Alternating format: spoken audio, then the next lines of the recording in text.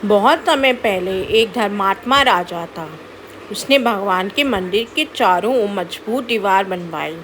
मुनियों से वह भगवान की पूजा करवाने लगा।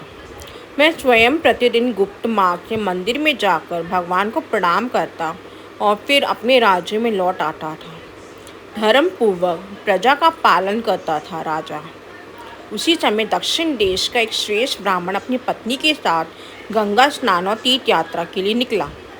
यात्रा के दौरान उसकी पत्नी गर्भवती हो गई। रास्ते में चलना उसके लिए कठिन हो गया। तब ब्राह्मण राजा के महल में पहुंचा। राजा ने ब्राह्मण का आदर सत्कार किया और पूछा, ब्राह्मण देव, आपके आने का क्या कारण है? मैं आपकी क्या सेवा कर सकता हूँ? ब्राह्मण बोला, राजन, मेरा नाम वीर शर्मा है। गंगा स्नान के लिए निकला था, लेकिन रास्ते में मेरी पत्नी गर्भवती हो गई। ये बहुत सुशील और पतिव्रता स्त्री है। मैं इसे आपके संरक्षण में छोड़कर अपनी तीर्थ यात्रा पूरी करना चाहता हूँ। जब तक मैं वापस ना आ जाऊँ, इसकी रक्षा करिए। राजा ने उसकी बात स्वीकार कर ली और ब्राह्मणी के रहने के लिए महल में बंदोबस्त कर दिया। 6 महीने के लिए चावल और धन भी रखवा दिया।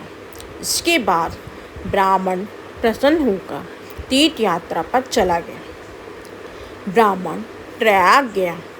वहाँ उसने गंगा में स्नान किया। गंगा स्नान के बाद वह कई पवित्र स्थानों पर गया। श्राद्ध किया, अयोध्या और बद्रिकाश्रम भी गया। इस पूरी यात्रा के दौरान 2 वर्ष बीत गए। उधर राजा ब्राह्मणी को धीरे धीरे भूल गया। ब्राह्मणी बहुत स्वाभिमानी थी। 6 महीने बाद जब उसका अन्न समाप्त हो गया, तब भी उसने किसी से कुछ नहीं मांगा। अकेलेपन और भूख के कारण वह उसी घर में मर गई। 2 वर्ष के बाद वैशाख मास की शुक्ल एकादशी को ब्राह्मण वापस लौटा।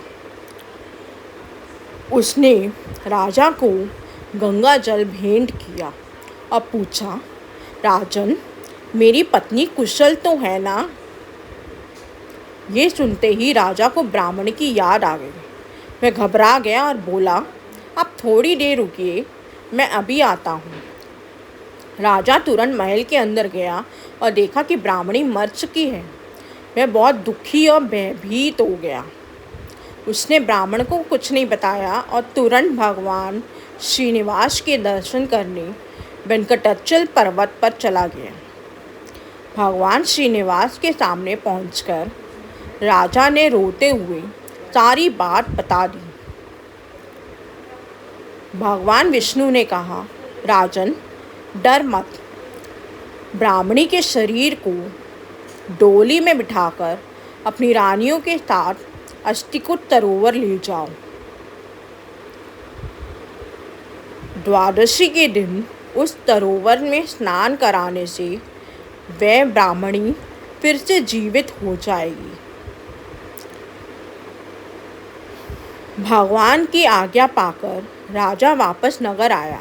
उसने रानियों और मित्र ब्राह्मणी को सुंदर डोलियों में बिठाया और सभी को लेकर अस्तिकुट सरोवर पहुंचा। रानियों ने ब्राह्मणी के शरीर को पवित्र सरोवर में स्नान कराया। तभी एक चमत्कार हुआ। ब्राह्मणी फिर से जीवित हो गई। उसका शरीर पहले जैसा सुंदर और स्वस्थ हो गया। वह प्रसन्न होकर सरोवर से बाहर आई और अपने पति वीर शर्मा से मिली। ये सभी देखकर बहुत प्रसन्न हुए। राजा ने भगवान की पूजा की और ब्राह्मण को बहुत सा धन, 1000 स्वर्ण मुद्राएं और सुंदर वस्त्र दिए। फिर उसने ब्राह्मण और उसकी पत्नी को आदरपूर्वक विदा किया। ब्राह्मण ने भगवान वेंकटेश्वर की महिमा सुनकर राजा को आशीर्वाद दिया और अपनी पत्नी के साथ अपने देश लौट गया। जो व्यक्ति सच्चे मन से भगवान पर विश्वास करता है, भगवान उसकी रक्षा स्वयं स्वयं करते हैं।